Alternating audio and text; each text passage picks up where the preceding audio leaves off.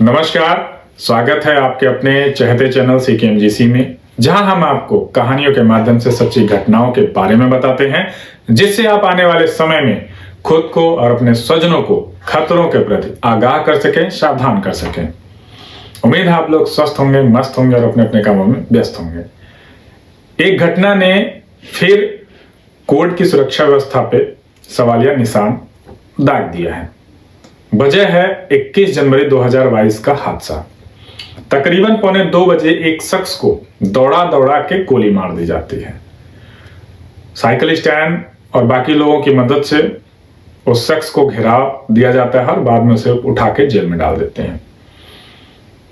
काफी ज्यादा हंगामा होता है कोर्ट परिसर में, वकीलों की तरफ से भी और बाकी लोगों की वजह से भी।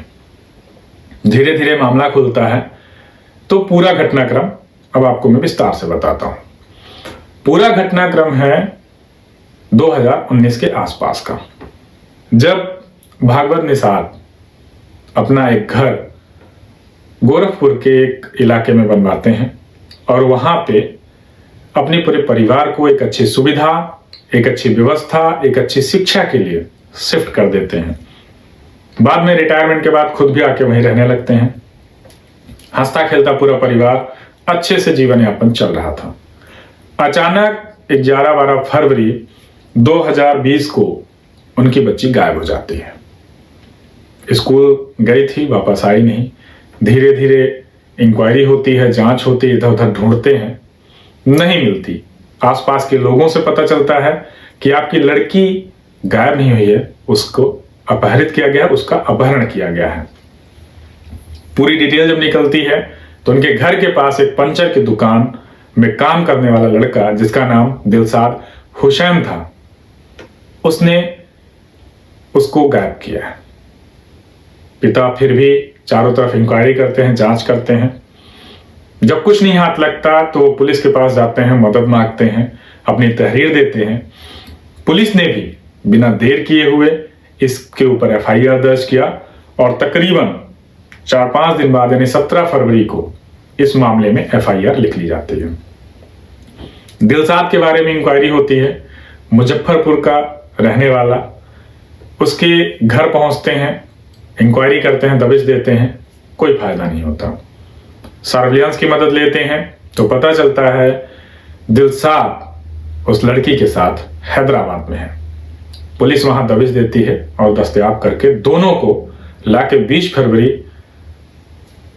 को गोरखपुर पहुंचा देती है, जहां दिलशाद को जेल और लड़की को नारी निकेतन भेज दिया जाता है।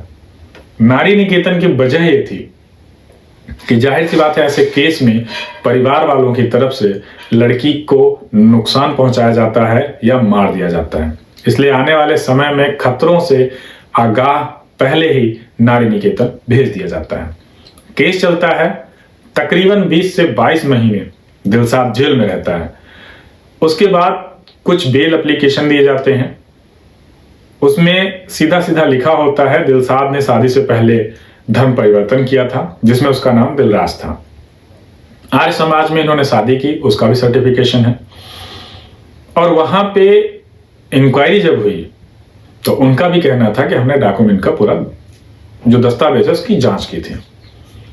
एक और जो दूसरा पक्ष है वो 10वीं की मार्कशीट जब सामने रखता है, जो पुलिस के पास तहरीर में दी हुई होती है, उसमें लड़की अपहरण के समय नाबालिग होती है, जिसमें पास्को जैसे बहुत से जघन्य अपराधों का धारा लगाई जाती है।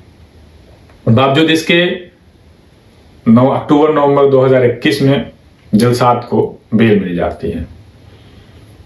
अब इस वाक्य से नाराज लड़की के पिता और परिवार वाले कहीं न कहीं इस चीज को मन में लिए बैठे थे। वैसे में कुछ लोगों का यह भी कहना है कि दिलशाद को जब बेल मिली तो उसकी तरफ से परिवार के ऊपर बहुत ज्यादा दबाव बनाया जा रहा था केस को वापस लेने के लिए, और साथ ही उनको फोटोज भेजी जा रही थी, कुछ आपत्तिजनक तस्वीरें भी थी, कुछ आपत्तिजनक वीडियो भी थे, और साथ में धमकाया भी जा रहा था कि इन तस्वीरों को, इन वीडियो को लोगों को भी भेज दिया जाएगा। ऐसे में पिता की ओर से एक ही ऑप्शन बचता था, पूरा का पूरा परिवार आत्महत्या कर ले।